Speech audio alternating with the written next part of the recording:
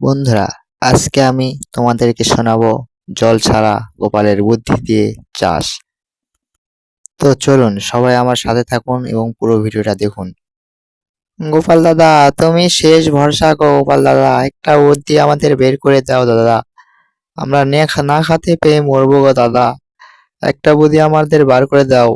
এই যে চারিদিক শুধু ঠনঠনে মাঠ আর মাঠ, চাষবাস কোনো কিছু হয় না গোপাল দাদা। আহা রে, আমার বউ না খেয়ে আছে গোপাল দাদা।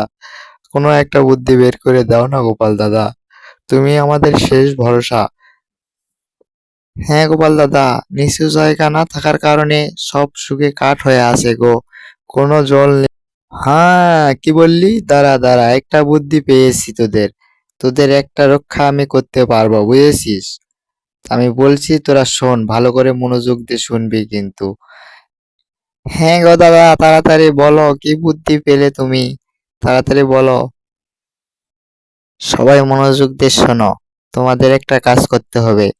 তোমাদের জমির সবার অংশ থেকে হাফ টুকরো করে দিয়ে একটা পুকুর বানাতে হবে। আর ওই পুকুরে জল যখন জড়ো হবে তখনই তোমরা চাষ করতে পারবে, তার আগে নয়।